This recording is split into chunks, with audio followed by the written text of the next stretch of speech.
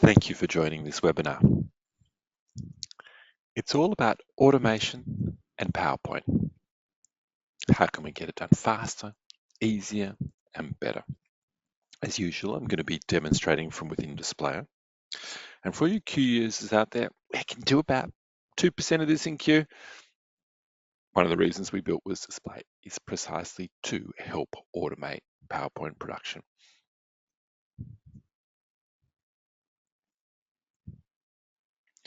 PowerPoint, the pain. I can sense some of you already know this. It's no doubt why you're on the webinar.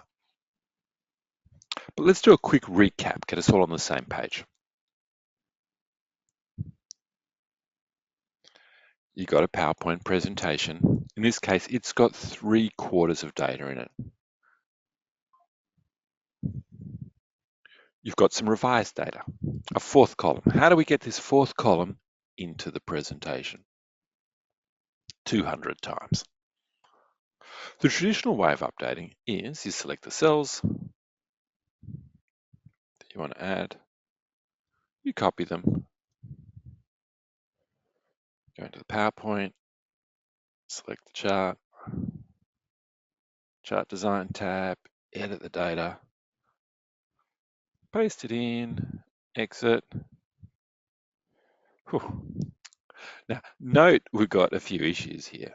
The first thing we've got is it's got the colors wrong because somebody customized these little colors rather than go with the default palette.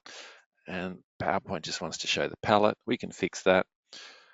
Second thing is you've got to be a bit more detail oriented. So maybe you need a details quality team to check this, but it's got the triangle left in the spot from before. So I've got to move it.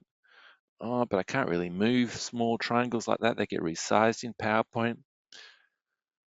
But wasn't one of the other results significant? I think this was. If I'm diligent, I'd check. But you know, if you've got me to do 200 of these and you've given me half an hour to do them, I might just go by memory.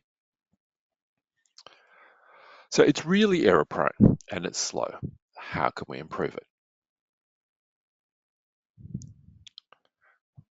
Let's not save that little thing. We'll go back, do it again.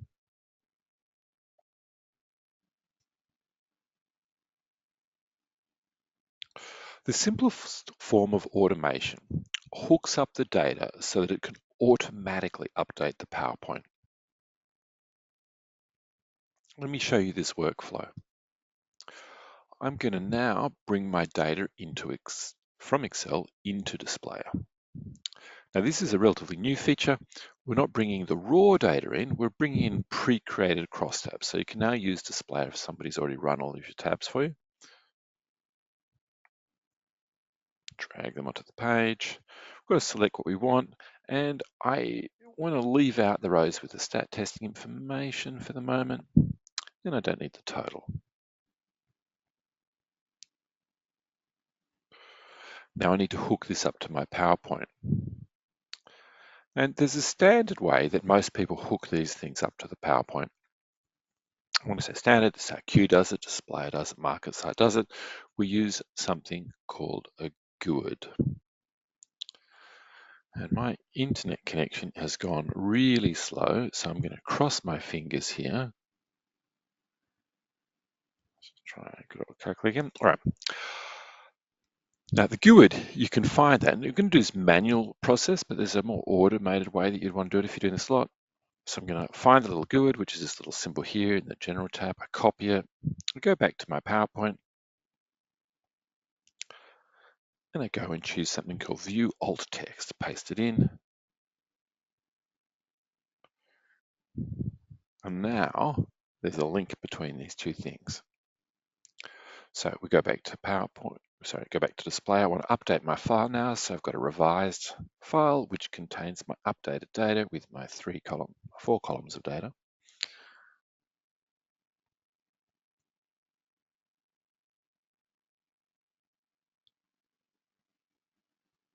So I've got my extra column here.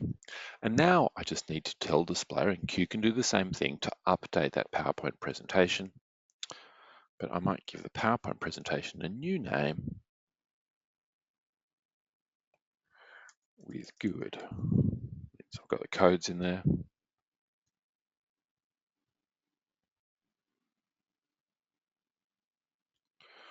All right, and so now I'm going to tell it to update. So update existing file, good.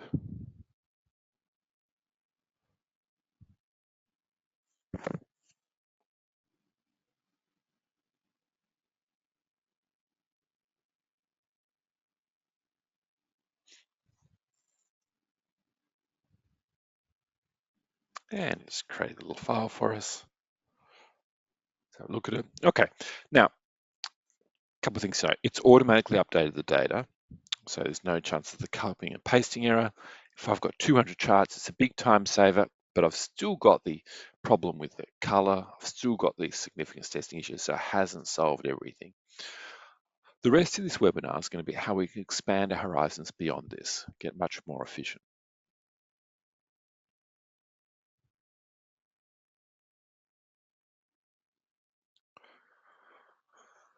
Some of the pain that we have in PowerPoint is caused by us having very labor-intensive customized workflows. The most beautiful PowerPoint presentations are created by teams of specialist designers, and we admire their craft. But it's not free. We've got to hire them, we've got to wait while they do their work, and we have to introduce QA processes due to the inevitable errors that come up with such manual workflows. Is it worth it? Well, if the alternative is boring generic sameness, then it is worth paying the cost of craft. But the real success comes with a happy middle ground. Did you know that somebody that makes shoes by hand is called a cobbler? Probably not. It's not a job that exists today. We're going to start off by looking at the PowerPoint automation space. How can we improve on our current processes? Then we're going to look at what I call process evolution. And then the last two things, which will be easily the shortest, will just be next steps for you to take.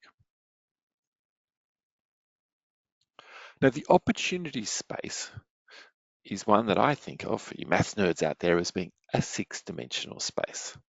And what we want to do when we're doing our automation is we want to push as far along each of these six vectors as we can. And we're going to start by looking at creating, not updating.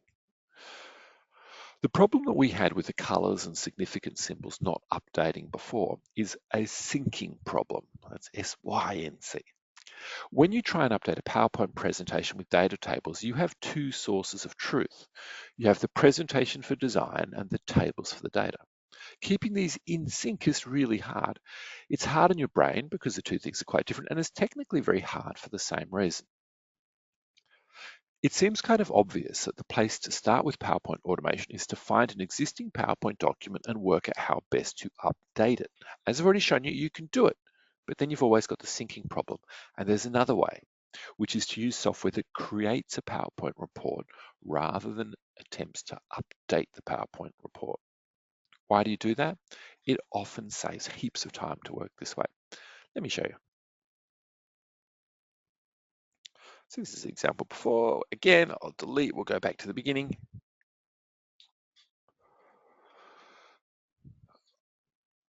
So I'm going to bring in my data again, one more time. Again, I'm going to do it just using the cross tabs because we can if we want to.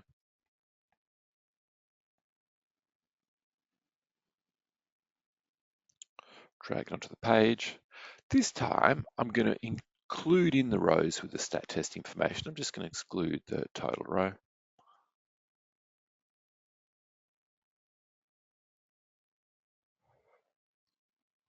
Now, I've got to tell Displayr that every second row here is a significance test. So I'm going to go over here and just say, yeah, it does have column comparisons on it. So this will work for this little letters as well as this kind of symbols like this. Now I need to visualize it. Apply a little template like we did before. Not like we did before. I'm going to apply a template. Sorry, new feature here. Rather than creating the visualization, you can now save your visualizations as templates and apply them, which is a great little efficiency tool.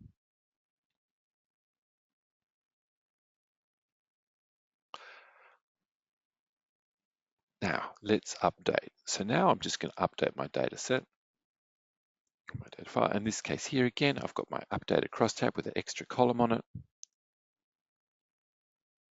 And because we've just got the one source of truth, it's able to update the whole presentation, which in this case is a very short presentation. So it's got the significance testing correct, it's got the numbers correct, it's got the colors correct. We want to export it to PowerPoint. Now, rather than updating existing document, we're creating a new document.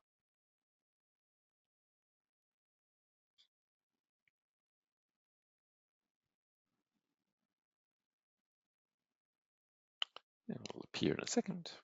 Here we go. Now let's have a look at it. It looks perfect, doesn't it?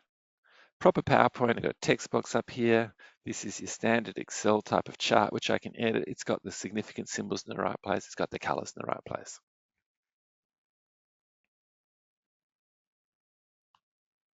So creating is better than updating.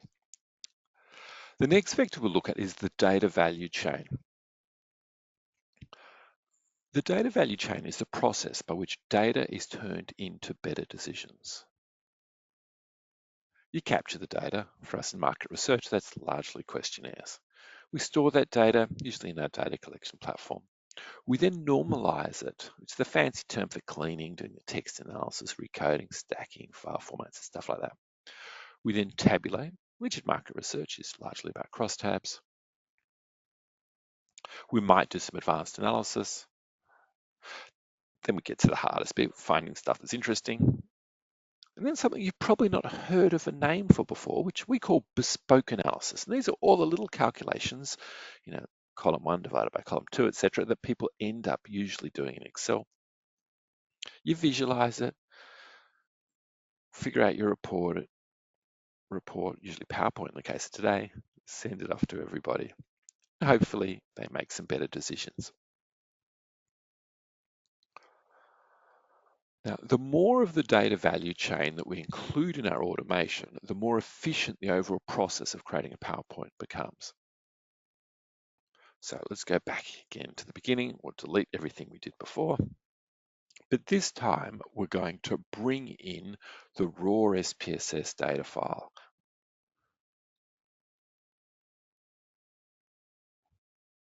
Now, I'm going to have to normalize the data. I'm going to have to create my tables. I've got to import it all.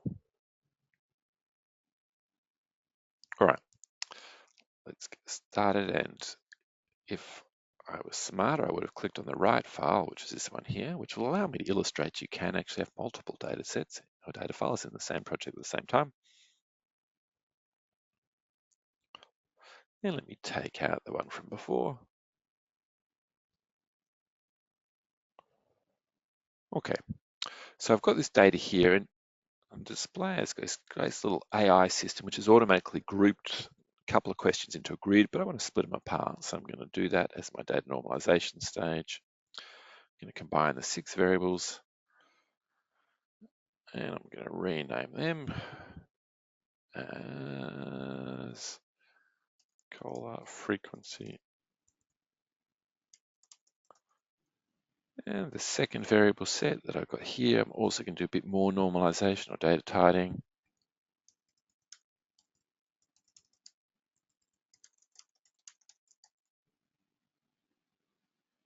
All right, so data normalization done. Now we're going to do our tabulation phase. Drag the first question across, so we're going to build our tables up from the raw data here. I want to look at these by quarter. This data is by week, so let's modify that data.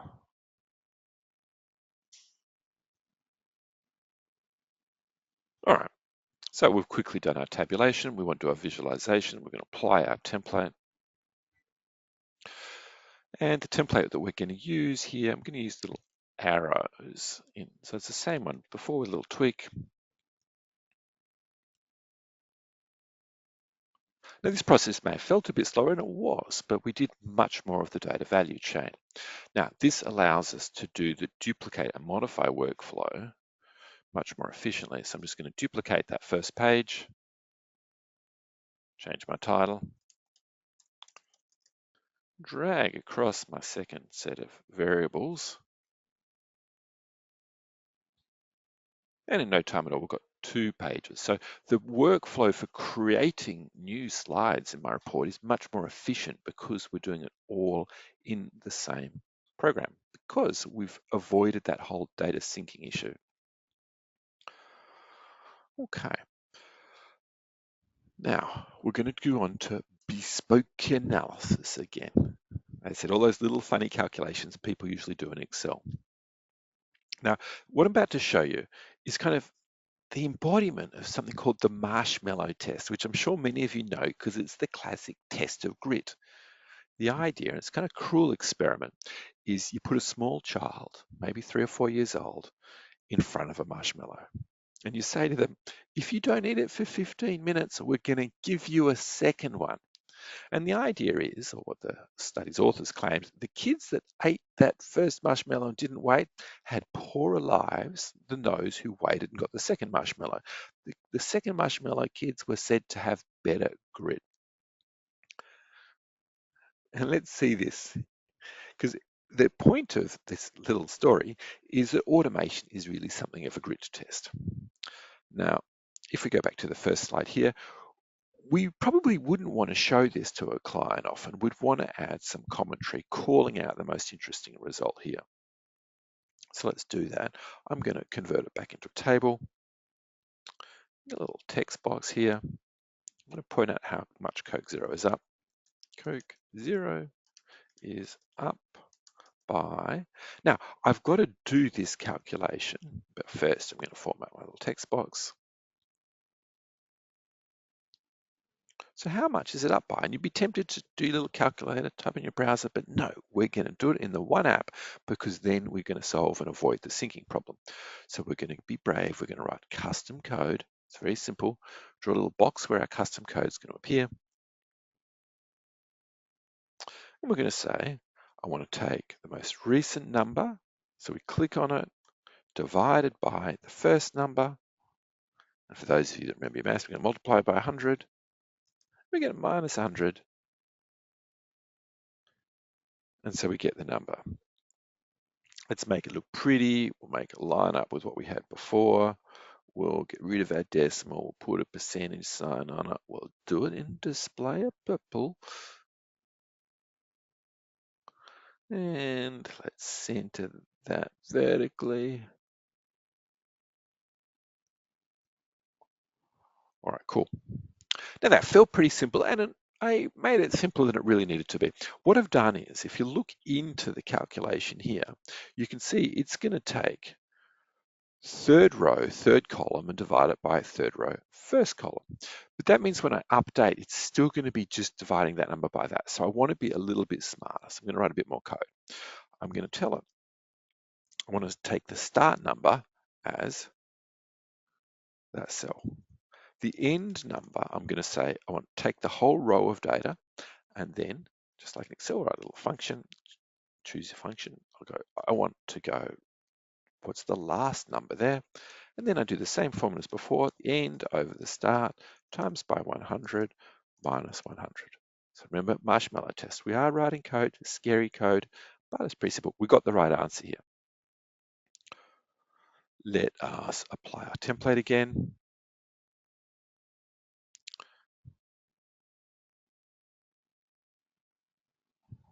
Okay, so now we've got a much better chart. Now let's do our updating process. So we're going to swap out our raw data set here.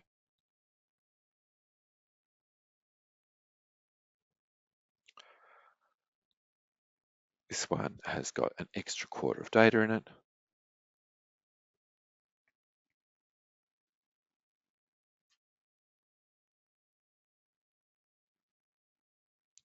As you can see, it's updated our commentary, it's updated our chart, it's going to update the next chart.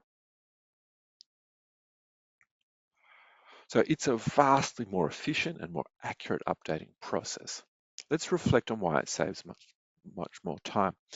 Because we went up the data value chain to do all of our normalization, our tabulation, our bespoke analysis, visualization, all in the same tool, everything syncs properly. We've made the PowerPoint automation process much more efficient.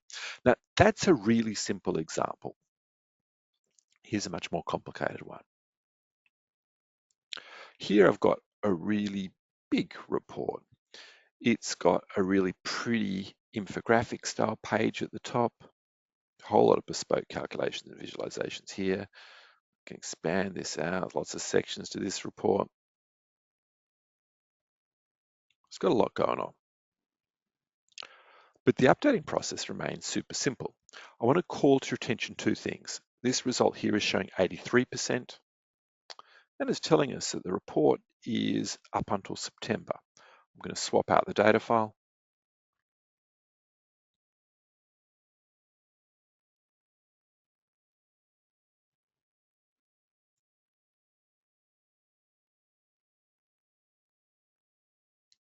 And so now it's gone through, it's normalized the data again. It's done all the tables in the background, it's done the bespoke calculations, it's updated everything. It's now showing us at the top December data. Remember this was 83 before, it's now 78. We can see in the visualization, little tooltip showing us what's changed. It's showing us the difference for those of you that are really good. Remember rounding errors, that's what we've got here.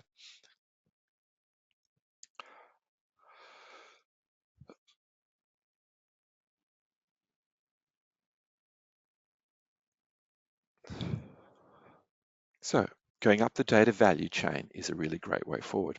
The next vector is to focus on improving self-sufficiency.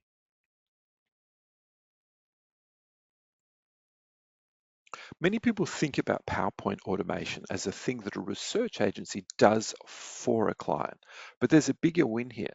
Build a dashboard. Here's the dashboard that we were just looking at. Now, if you build it as a dashboard, the client can tailor it to exactly what they want. Right, so rather than having a single PowerPoint report, each client can create the PowerPoint report that's interesting to them, changing the filters, change the brands they're interested in. So there's an infinite number of reports here, and then they export it off to PowerPoint.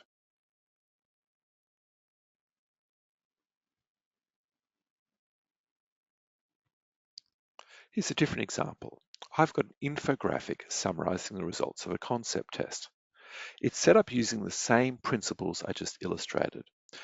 But here it's going to automatically in the background filter the data for each product concept as its way of doing the update.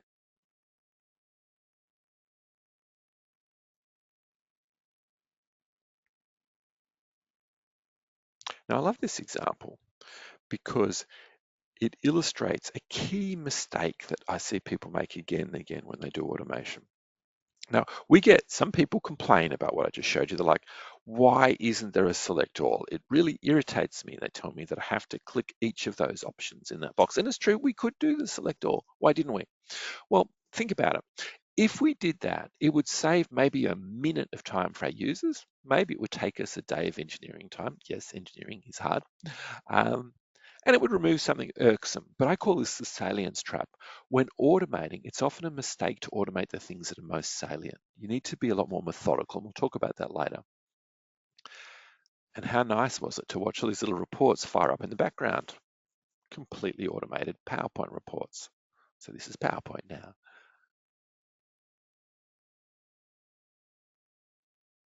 The next vector of automation, the next vector that we're looking at for automation is about replacing expertise. So far, all the automation we've talked about is automation of grunt work, but you can automate expertise as well. Way back in the 1990s, when I was a younger researcher, I was in an advanced quant team, and one of my jobs was to do driver analyses. I'd often spend half a day creating a driver analysis quad map. Let me show you how fast you can automate it today.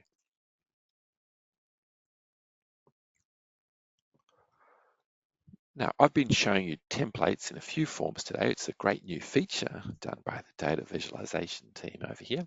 I'm going to show you a completely new form where I'm going to insert templates for pages. So I've created multiple pages as templates, Shapley drive analysis quad maps. So it's going to insert pages into my report. It's giving me instructions and telling me what's going on. And so it's telling me I need to drag across some data to predict, which in my case, I've got Net Promoter Score for a whole lot of brands, and predictors, which are my brand associations, how people perceive the brands.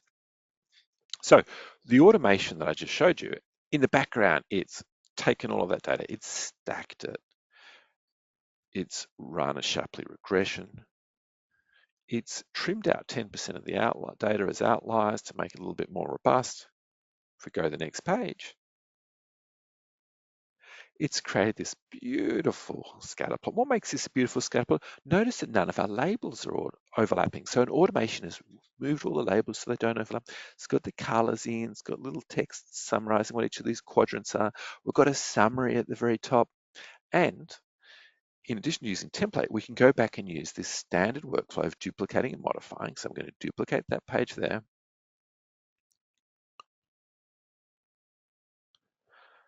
And so how fast is this for writing the report? And again, getting into PowerPoint, we do as an export stage, right? We're not trying to update the PowerPoint, we're generating the PowerPoint from scratch.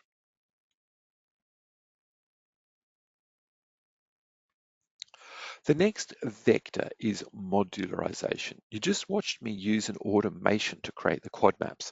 You can think of this as being part of a general strategy of modularization. You try and find chunks of work that you can turn into modules, which simplifies your team's jobs, helps them become self-sufficiency, and you should build module upon module upon module. The next vector is authoring new reports. When we think about automation in PowerPoint, longitudinal tracking studies like the ones I've shown you at the beginning of today come to mind first. And then you've got this idea of lots of variations of one report, as I just illustrated a bit earlier with the concept testing infographic.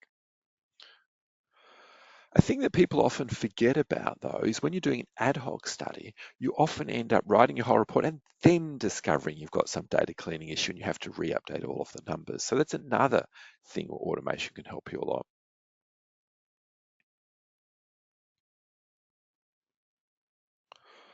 But the point that I'm trying to make today is really that it's not just about updating. PowerPoint automation is about how you efficiently create your reports so that they end up being a nice PowerPoint report. And I've already shown you a few examples of the kind of techniques to do this, right? You saw before that I was able to just duplicate or create an initial page in my report using a template and a crosstab. I duplicate it, just swap out the data, and the whole thing updates much more efficiently. We also saw the more advanced example where I was doing the driver analysis.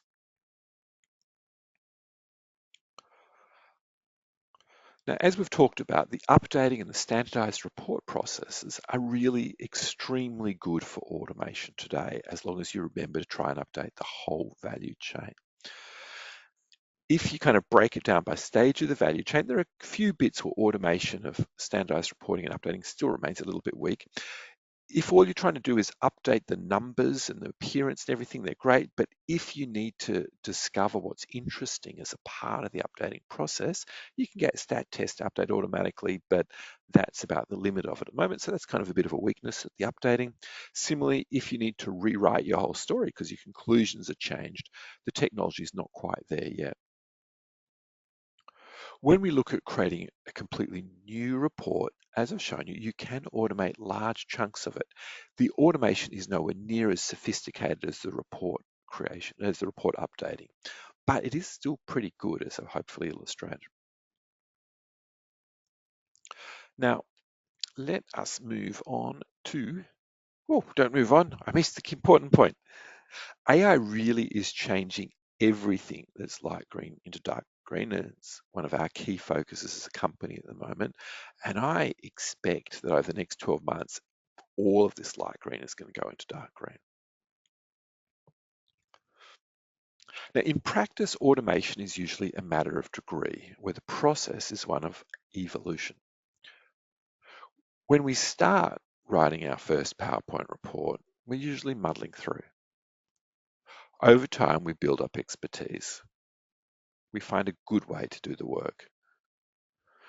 When we need to train others, or we want to be more consistent or efficient, we take the time to standardize. Once we've standardized, we can use templates. And lastly, we can fully automate. Now, some companies do everything in the first two stages. They're always either muddling through or using human expertise. But most companies these days will have mixed evolution. They're going to be different things with different technologies or different levels of automation evolution. And this is the sensible thing to do. Fully automation is rarely the right call in market research at the moment. There are things that humans are much better at and much faster at than machines still, in particular coming up with good strategies. But there are other things as well, such as segmentation.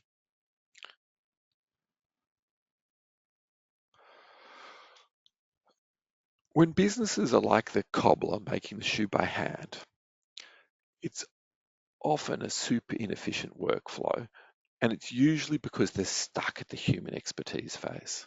They haven't taken the time to genuinely think through standardization, and they've struggled to give up bits of the craft in favor of consistency or simplicity. But once standards are agreed, automation becomes pretty easy.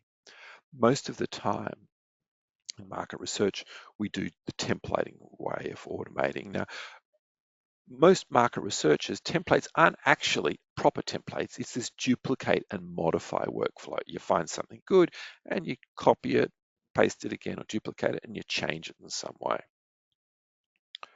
The more advanced way of doing that is to use formal templating mechanisms.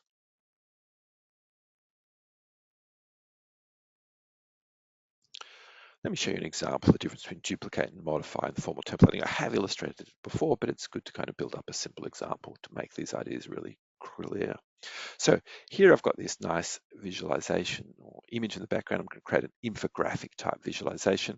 I'm going to choose a little visualization that some of you have seen this before, but don't worry, there'll be some new tweaks. I am going to draw a little number in a circle visualization here. I've got to hook it up to my data table. I tell it that I want to take out the store overall row, not take out use, and the very satisfied column, and it puts number 52 in. I want to format that. I'm going to make it much smaller. I'm going to make it white. And I want to have a traffic light color coding system where I'm going to say that it's going to start, default is red if it's a low score. If we can get above 20 for our very satisfied score, we're going to go to orange. And if we can get above 50, let's say, we are going to be green because systems are go. All right. So these are our first little traffic light visualization. Now, the classic workflow that most market researchers use, and it's a very good workflow, and Displayr and Q are both built around this, is you duplicate and you modify something. So here's my little duplicate. I'm going to, whoops, and I clicked on the image, which wasn't what I wanted.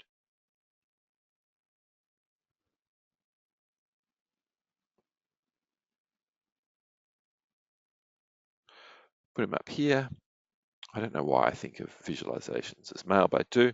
I've modified his size. Let's switch him out. Number in a bar. Now I've got to change the data. Looking at the store overall, I'm going to change it to variety. All right, cool. So that's now updated. So that's duplicate and modify, one form of templating. The more advanced templating is when you're using proper templating systems. And I've shown you application of a template. Now I'm going to insert something using a template. But first, I need to tell it to save this as a template. So I'm going to call it the number in bar. And I will call it traffic light. Now, watch how efficient this is. I'm just going to choose the cell service in the table, go up here to this new templating menu, number in bar traffic light, insert. I click where I want it, and boom, it's done. Already hooked up to the data, traffic light's gone down to orange. Nice workflow, huh? Let's do a more advanced one. So that was a single visualization. I showed you before using multiple page templates in the example of the driver analysis. Now I'm going to create a template of a confection. A confection's fancy visualization language for something assembled from multiple visual elements. So I've got here some brand health data. I want to show this as a brand funnel. I've got a nice little image of a brand funnel.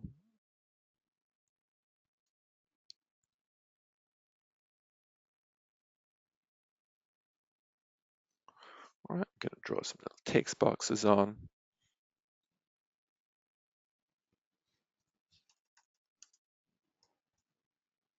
Make them bold. Again, duplicate and modify. I'm using shortcut key here. Control D.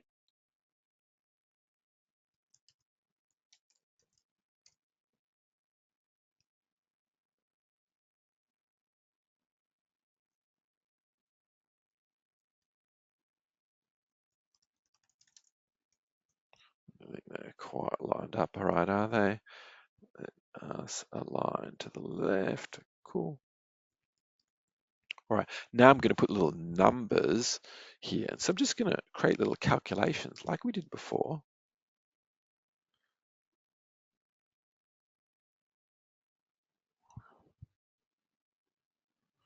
Okay, and my calculation, I'm just going to hook it back to that number at the top. Click calculate. And let's play around. We'll center it vertically, horizontally. We'll get rid of the decimal place. We'll make it bigger. We'll make it a very light pink color. All right, so duplicate, modify.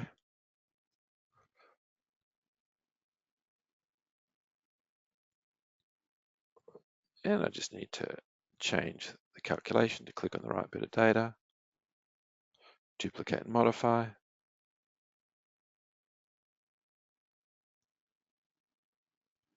Now I can just edit the formula directly rather than taking row 2. I'm going to take row 3. All right, let's put some conversion calculations again. I'm going to duplicate and modify because I've got all the formatting here. That's a bit too pale of a pink, isn't it? Let us change that, make it dark red, make it italics to communicate that it's something a little bit different. De-emphasize at 14 point, put a percentage sign on it. And now let's do the calculation. So I want it to be the bottom number, the consideration number, divided by the top number.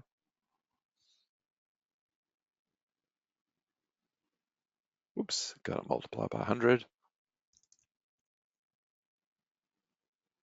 Cool. And I can duplicate that guy as well.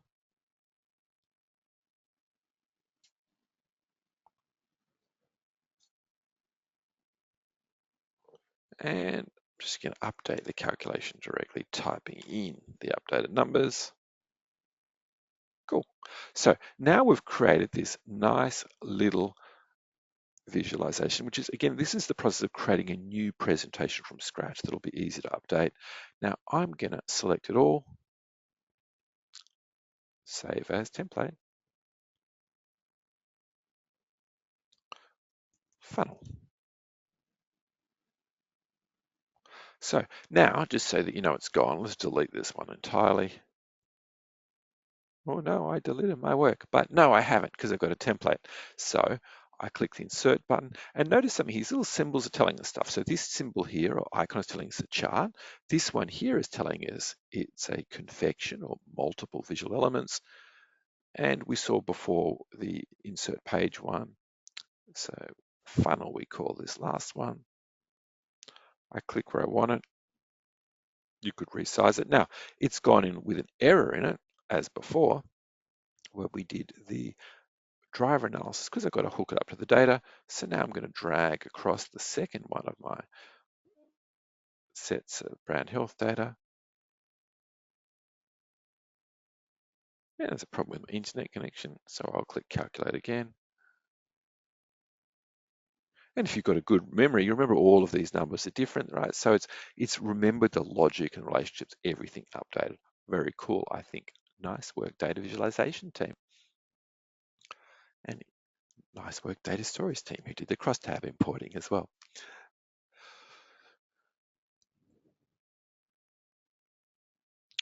So something usually very painful to create is now just a few mouse clicks. And this new templating system we've got, you can do for visualizations, advanced analysis, custom calculations.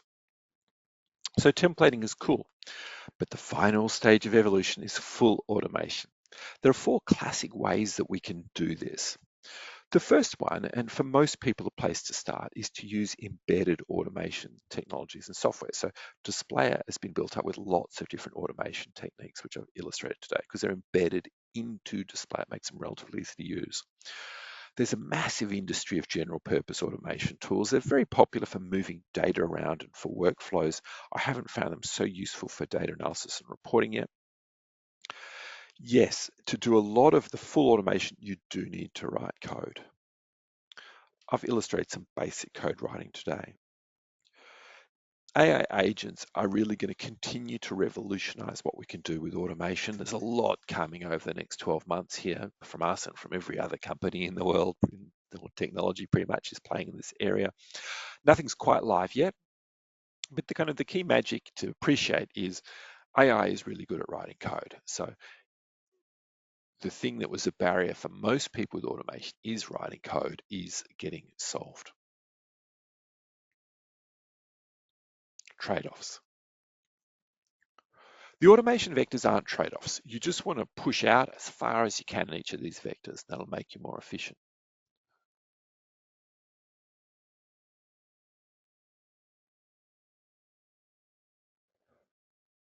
The trade-offs that we have are, there's some key benefits. Automation makes you faster. It simplifies things. Things take less time. You get rid of bottlenecks. It makes things cheaper. You spend less time doing things and you need less expertise to do a lot of your job. And it can make you better, more accurate, more consistent, giving you more time for value-added work. But it's not cost-free. It takes a lot longer to automate something than to do it from scratch for the first time. And this requires time, but it also requires different kinds of expertise, such as writing code. And you can inadvertently over-standardize and lose some of the magic of your work. I don't think most people have good instincts for automation. Some people overvalue their craft. They confuse doing things manually with doing things well. Some people expect it should be possible to set up an automation in the same time it takes to currently do their work. That's never true. Some people focus on automating things that are salient rather than important. And some people have this really naive expectation that their whole job should be able to be reduced to the click of a button. And they fail to realize this is virtually never cost effective. There's usually a place you need to stop automating. I'd encourage you to explore what I call process pyramids. Work through your actual detail. If you've got a 50-page presentation, what are all of the steps? Is there a standard workflow for creating each page, the charts, title, text, and the styling? Where are the pain points in that process? Maybe it's the charts. You've got to create 100 of them. If you've got to start testing of labels, that's probably a really big pain point. Or is it the text categorization? Got a lot of text data and spending a lot of time coding. There are many things that you do all of the time that you might want to automate it, but probably doesn't make sense. So the deletion of bad data is a pretty classic example. You only do it once in a project. So it tends not to be a big slowdown. Similarly, waiting, you only tend to do it once in a project. Well, we went through a lot there, didn't we? It's question time. What questions have you got? Please type your questions into the GoToWebinar questions field, and I'll have a go at answering them.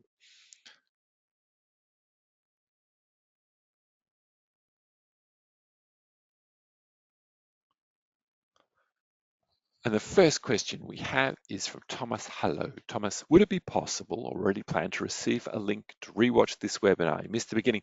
Of course, we will send you a link, Thomas. It'll come through in the next couple of days. Rachel also wants a recording. We can do that, Rachel. Virginia. Hi, Virginia. Can you set up the visualization templates to reflect your company's branding to be used across different PowerPoint decks? There's a lot of detail hidden in that question. So any chart that you want, you can modify these charts in any particular way you want and save them as a template. So you can have lots of templates for different charts for different clients. So you might go save as template, go McDonald's, etc. If, however, you're wanting to use the inbuilt coloring scheme in PowerPoint charts, you can do that as well. Just leave all of your colors at default, and they make sure that when you set up your exports, you go PowerPoint export as Microsoft chart rather than default, which will give you an image, and then it will just take those colors from those client templates.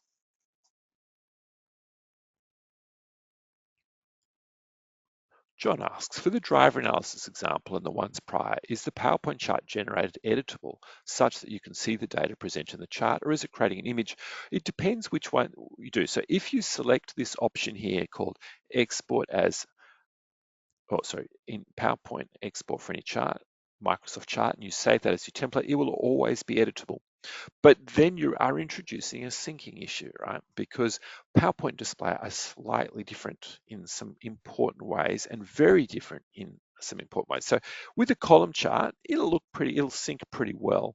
But let's say we're doing something a little bit more magnificent, such as a bump chart.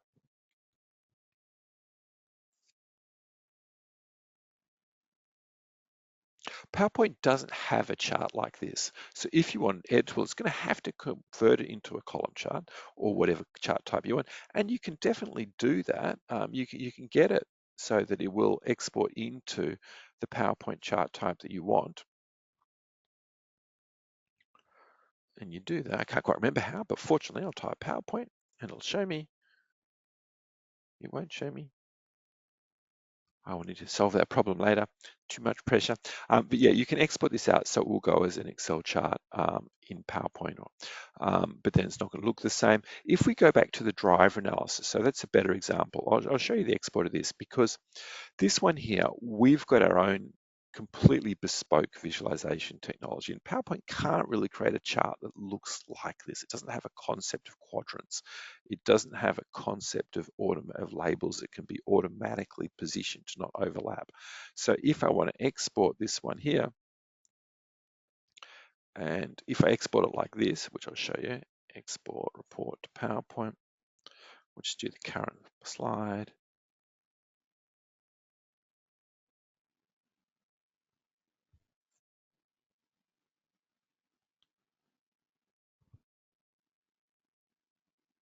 And it'll appear in a second.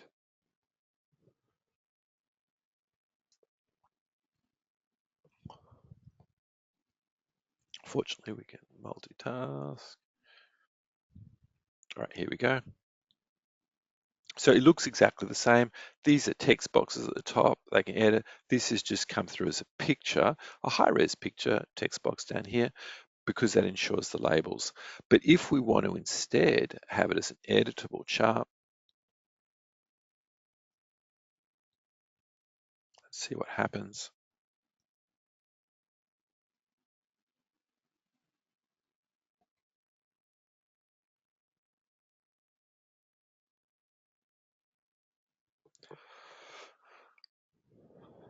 This one's a little slow. There's a whole lot of data in this one due to having done the big stacking and the Shapley regression in the background.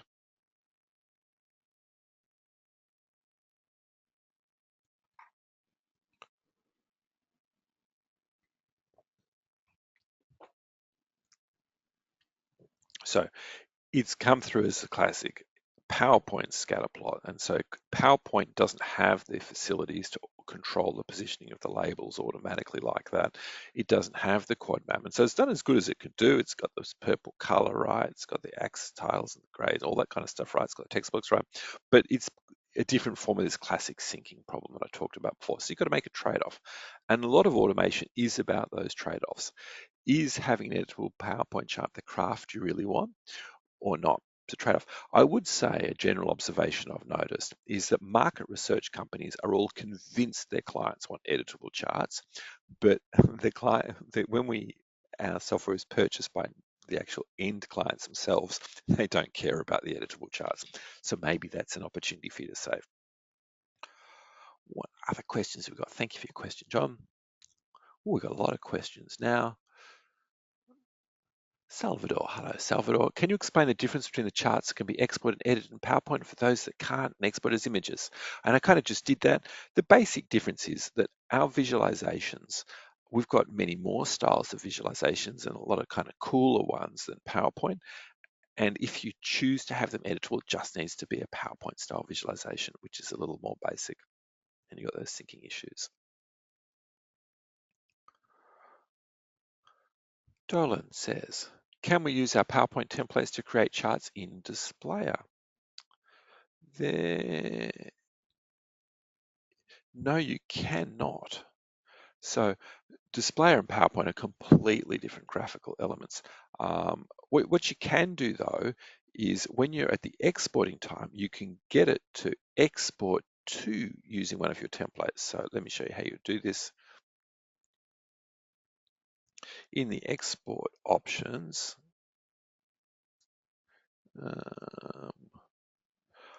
here at the moment, it says format export as Displayr. I could load up any of my templates and choose them here. I can't actually remember how you do that. It's many years since I've done that.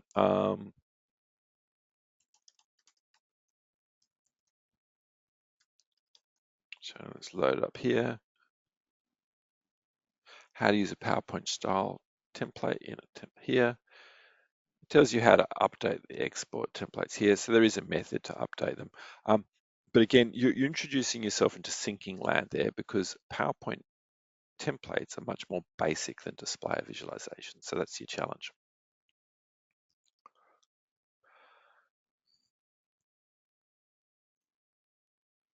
Nikki asks how to handle client PowerPoint templates. So it's the same basic process, except what you would do is you'd export to PowerPoint, and then just as you would ordinarily do, you would copy those PowerPoint pages from your export into your client's template, and then you use that facility to change the page master or the slide master that's being used, which will automatically update your formatting. But again, another form of syncing issue. In terms of Displayr, when you create your documents, you can't upload a PowerPoint directly into Displayr, but you can certainly customize your page masters and create all the little formatting controls and page numbering and type things you would do. This is about the where you focus on your efficiency. People would love to be able to click a button and upload a PowerPoint document into Displayr and have Displayr figure out the best way to reproduce that. But it's actually a pain point people have once, and it will save people maybe an hour of their time. And it feels very salient. But if you look at the things we have focused on, which is templating visualizations and text categorization, that saves weeks of people's time, which is why that's where we focus on so far. And Jenny says, can Displayr output update to Google Slides? Lots of our clients are requiring this format. Look, we do have this request. At the moment, it exports to PowerPoint, which you then need to update. We do in our Canny feature tracking system, we track how many clients have requested it, and we actually don't have that many requests for the Google Slides technology yet. The vast majority of market research is still done in PowerPoint. It's very different if you're in West Coast USA, but that's about it where the Google Slides is super popular. But if I got that wrong, upvote that feature request because we take those feature requests very seriously when we decide what we're going to do. Carly, for dashboards, do end clients need a Displayr license to view them and download from them? They do not. So it's not like, say, with what's it called, Tableau, where you have to spend a license for each user. Here, if you've purchased the dashboarding capability for Displayr, you just give your clients a link and they don't have to pay anything. Marcus says, if we have a Displayr dashboard with PowerPoint export feature, can we exclude certain parts of the field filter drop-downs from exporting to PowerPoint? You certainly, you soonish will be able to. So at the moment, the way it works is anything that I've got, I can hide. And this will mean it will not be shown in the export and it will not be shown in the final report when we publish it as well. We've got quite a few feature requests for the ability that something can appear in the dashboard but not appear in the export. We haven't built that yet. We certainly know we need to build it. I'm not as convinced it's quite as important as many of our clients insist. So we'll go with the clients because you're right, you're the clients. There's kind of a practical thing. I'll illustrate with this one here. So this is a good example. People go, well, I don't want to have the controls on it because they're not going to work. Let's see what happens when we export this one to PowerPoint.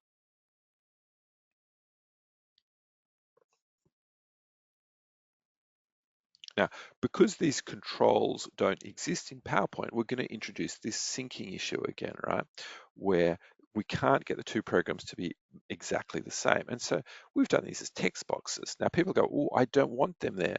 But your problem is if you take it off, how do they know it's Lucky Pizza?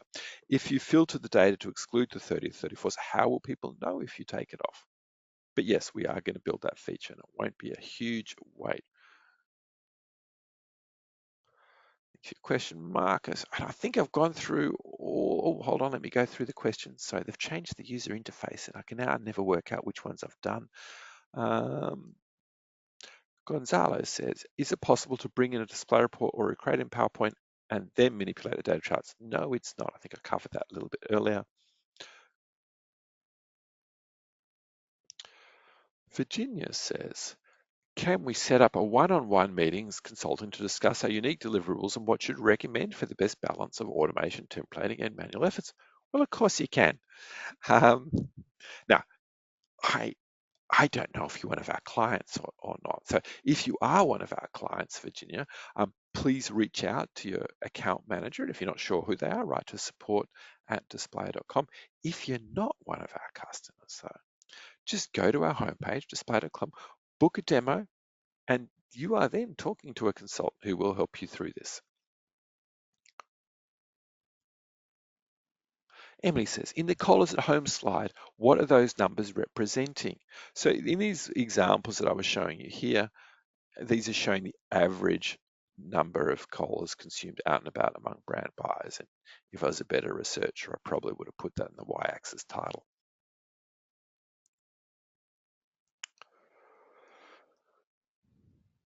Bill, are the graphics you showed in your sample something you created in Displayr, or are they imported graphics, e.g. Burger Chef? Yeah, so these are all just imported graphics where designers created them and we've pasted them in.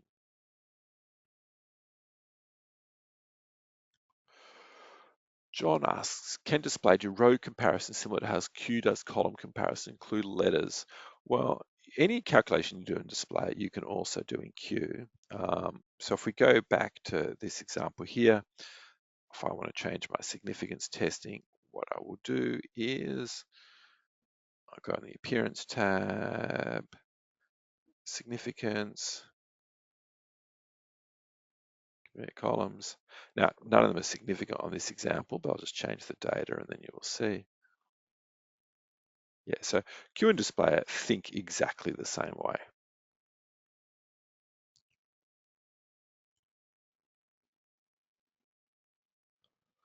And Craig, how does this integrate with Q?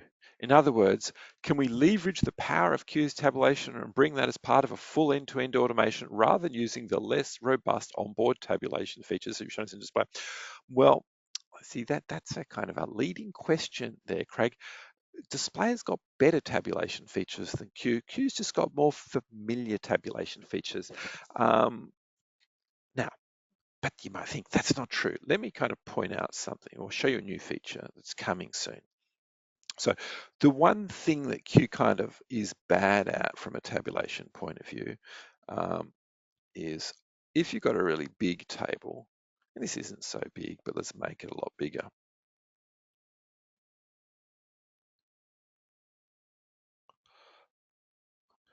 You got the scroll bars and it becomes a bit of a pain that's sitting on the page. Whereas what makes Q a bit nicer is that table would just be sitting in the top left corner here and you wouldn't have the page in the background. That's the only real thing that Q's got that's nicer from a tabulation perspective than Displayr. And this feature, this ability to do that in Displayr will be released hopefully later in the year. It's taken about 9 months to build, surprisingly complicated it turns out. Displayr was built and designed as a replacement to Q, and I think for most purposes it's better, it's just more expensive. And it's on the cloud, so if you don't like the cloud, then that sucks.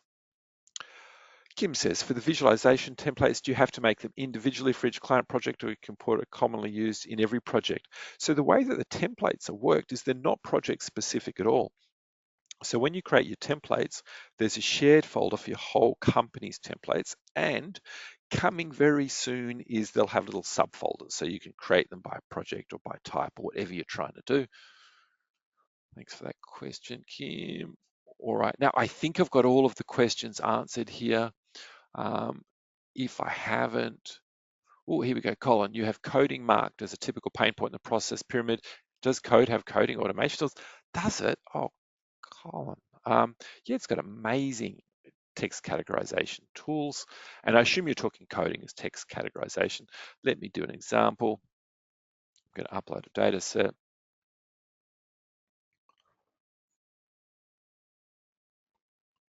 I'm going to take some simple data here on, actually, use my,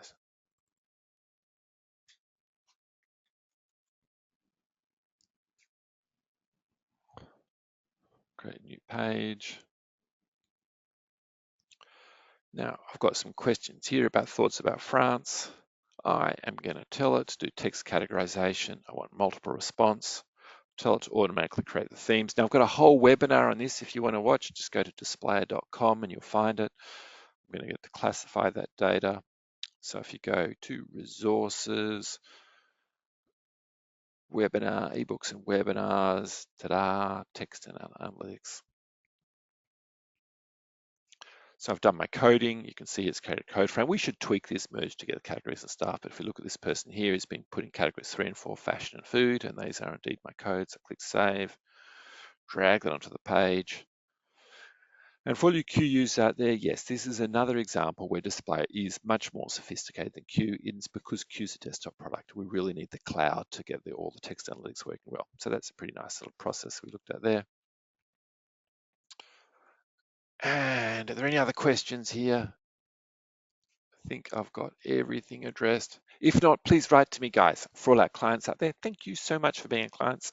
Really appreciate you as clients. If you're not a client, remember, go to our homepage, click book a demo. Bye now.